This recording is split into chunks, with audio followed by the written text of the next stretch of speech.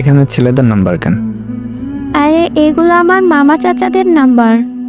তুই মিথ্যা কথা বলতেছিস। সত্যি কথা কসম। তোকে আমি চিনি কিরকম।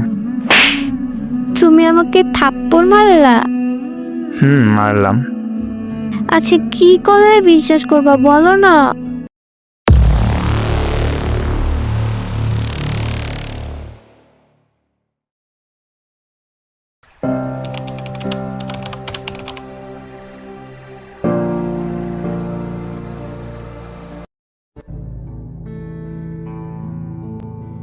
জয়ী, তুমি কই নিচে আসো। আচ্ছা যাইতাছি। এখানে জব করো? হুম। বাড়ি থেকে কার জন্য বের হইছো? এটা আবার কেমন কথা? তোমাকে জেলে দেখার জন্য বের হয়েছি, পরে বাসায় না গিয়ে আন্টির বাসায় আইছি। আমার জন্য বের হইছো নাকি অন্য কারোর জন্য বের হইছো তুমিই ভালো জানো। সত্যি কথা, আমি তোমার জন্য বের হয়েছি। আমি কেমনে বিশ্বাস করব? আচ্ছা কি করতে হবে বলো, আমি তাই করব। আরে তোমার মোবাইলটা দাও তো দেখি।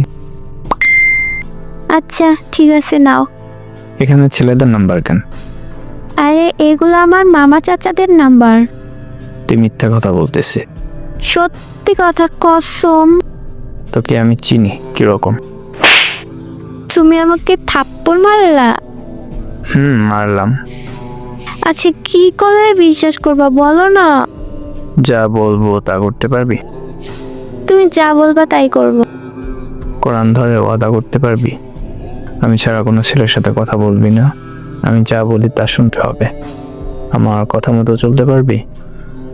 আজব তো, এখানে কোরআন ধরে ওয়াদা করার কি আছে? তুই পারবি কিনা বল, না পারলে তোর সাথে যোগাযোগ রাখবো না। তোমার জন্য আমি বাড়ি থেকে বের হইলাম, হাতে প্লেটও মারলাম, তারপরেও এতটা অবিশ্বাস। মেয়েদের বিশ্বাস নেই। আমি কোরআন ধরলে তোমাকেও ধরতে হবে। আচ্ছা আগে তুমি ধরে ওয়াদা করো। আমি ওয়াদা করতেছি যে তুমি ছাড়া অন্য কারোর সাথে আর কথা বলবো না। তুমি যা বলবা তাই শুনবো, কিন্তু তুমি যদি কোনোদিন পাল্টে যাও তখন কি করব? যদি এরকম হয় তাহলে তুমি অন্য কারোর সাথে কথা বলতে পারবে। আচ্ছা ঠিক আছে, তুমি কি পাল্টে যাবে? না, যদি হয় আর কি। ও আচ্ছা। এরপর থেকে আমাদের প্রতিদিন কথা হতো। আমার ফেসবুক আইডির পাসওয়ার্ড তার কাছেই ছিল, আর আমার প্রতি মাসের স্যালারির টাকা সব তাকেই দিতাম। টাকা লাগলে তার কাছ থেকে নিতাম। মাঝে মধ্যে সে আমার সাথে দেখা করতে আসতো, কোনো একটা ভুল হলেই আমাকে অনেক মারতো। তারপরেও আমি তাকে কিছু বলতাম না, সব সহ্য করতাম। কষ্ট পেলেও তাকে বলতাম না, কারণ সে যদি আমার কষ্ট বুঝতো তাহলে আমাকে কোনোদিন মারতো না। আমি তো কোরআন ধরে শপথ করছি, তাই শাওন যা যা বলতো সব শুনতাম, মেনে চলতাম। আর ঝগড়া হলে আমাকে ব্লক দিত, তবে স্যালারি পাওয়ার আগে সে আমাকে খুলে দিত। এরকম করতে করতে আরেকটা বছর চলে গেল। এখন 2 বছর হলো আমাদের রিলেশনশিপে। তারপর আমি তাকে নক দিলাম। কি করো? কলেজ থেকে আসলাম, তুমি কি করো? আমি জব থেকে আসলাম। ও আচ্ছা, একটা কথা ছিল। বলো। আমার চাচির বাড়িতে বেড়াতে আসবে? যাওয়া যায়। আচ্ছা ঠিক আছে, কালকে আইসো। ওকে।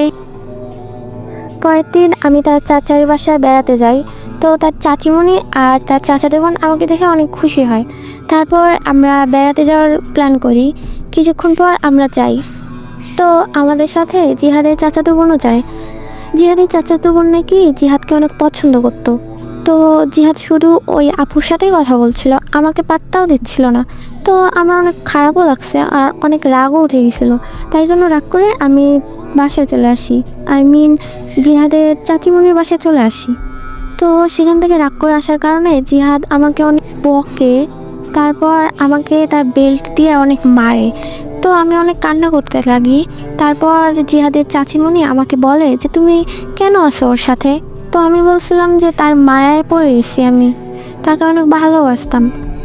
পরের দিন আমি বাসায় চলে আসি। তারপর দেখি জিহাদ আমাকে ব্লক করে দিছে, তার সাথে কথা বলতে পারতেছি না, তাই আমি হাতে ব্লেড মারি। তারপর আরেকজনের ফোন থেকে আমি জিহাদকে আমার হাতের ছবিটা পাঠিয়ে দিই, তারপর তাকে মেসেজ করি। আচ্ছা আমি মারা গেলে তোমার কিছু যায় আসবে না? তুই আবার হাতে ব্লেড মারছিস? তো কি করব, তোমার এগুলো আমি সহ্য করতে পারতেছি না, আবার তোমাকে ছাড়তেও পারতেছি না। তো কি করব আমি এখন? তাই নিজেকেই আঘাত করছি। তুই এখন দেখা কর। কেন? আবার মারার জন্য? তোকে যা বলছি শোন, না শুনলে কি করব জানিস তো। বলো, কেন ডাকছো? তোর হাত কই দেখি। কেন? দেখাবি কিনা বল। এই তো দেখো। তুই হাতে ব্লেড মারছিস কেন? তুমি যত কষ্ট দাও তার কাছে এগুলা কিছুই না। ও আচ্ছা, তাই নাকি? হ্যাঁ তাই। আচ্ছা, হাত আবার দেখা তো। কেন? এমনি দেখবো। দেখাবি কিনা? তারপর সে আমার হাতে মরিচ লাগায় দেয়। দেওয়ার সাথে সাথেই আমি চিৎকার করে উঠি, অনেক পরিমাণে হাত জ্বলতে থাকে। আমি সহ্য করতে না পেরে কেঁদেই ফেলি। আর সে আমার দিকে তাকিয়ে বলে, এবার বুঝ কেমন লাগে, বলেই সে চলে গেল। সেদিন রাতে আমার অনেক জ্বর উঠে গেল। পরের দিন সে আমাকে ব্লক খুলে মেসেজ দেয়। তোকে টাকা পাঠাইছি, গিয়ে ডাক্তার দেখা। আবার ব্লক খাবি? সত্যি কোনো সমস্যা নেই?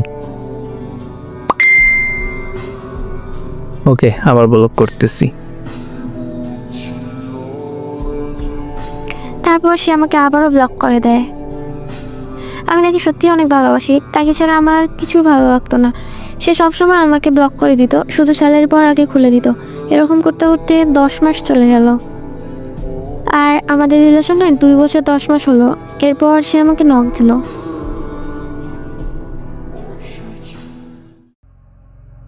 আসসালামু আলাইকুম।